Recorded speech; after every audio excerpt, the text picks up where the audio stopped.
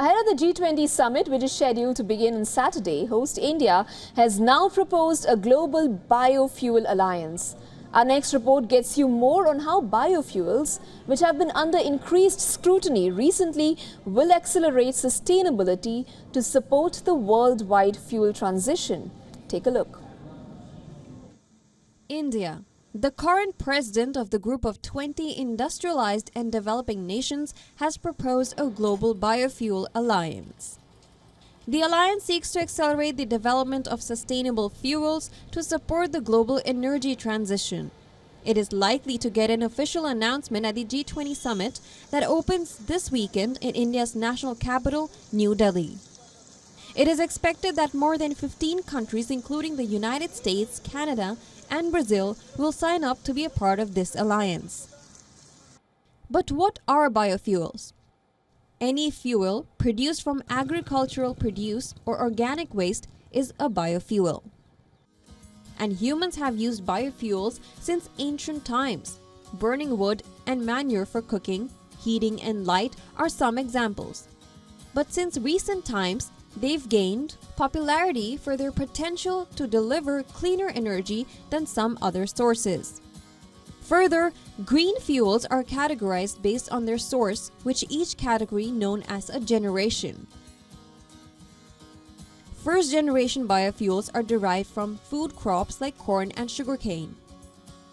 Second generation from inedible vegetation and agricultural waste. And the third generation from algae. Popular types of biofuels such as ethanol, biodiesel, and biogas can be produced from any of these sources. They are classified based on the source from which they are produced. For example, ethanol produced from farm-grown corn is classified as first-generation ethanol. But the big question is, can the usage of biofuel prevent global warming? And are biofuels always a source of clean energy? The answer is no, not always, as it depends on how it is produced. A biofuel made from waste or inedible vegetation with renewable energy to power the production would have little or no greenhouse gas emissions, making it a clean fuel. But when crops are grown explicitly to produce biofuels, such as making ethanol from corn, soybeans, sugarcane, or palm, all the fertilizers and fossil fuels needed to grow, cultivate, and process the fuel give it a much larger carbon footprint. Use of biofuels can also mean that land, which could have produced food, is instead being used for energy production.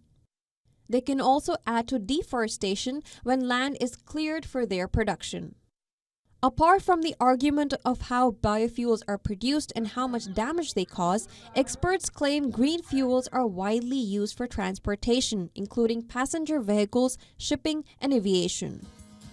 And experts say once they are made, biofuels have advantages over pure fossil fuels by contributing little to no emissions at the tailpipe.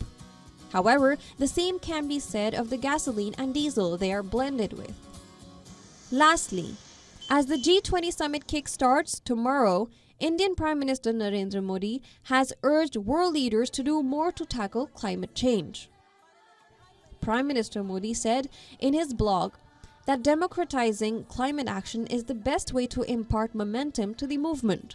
He further added that ambitions for climate action must be matched with actions on climate finance and transfer of technology. Bureau Report, WION World is One.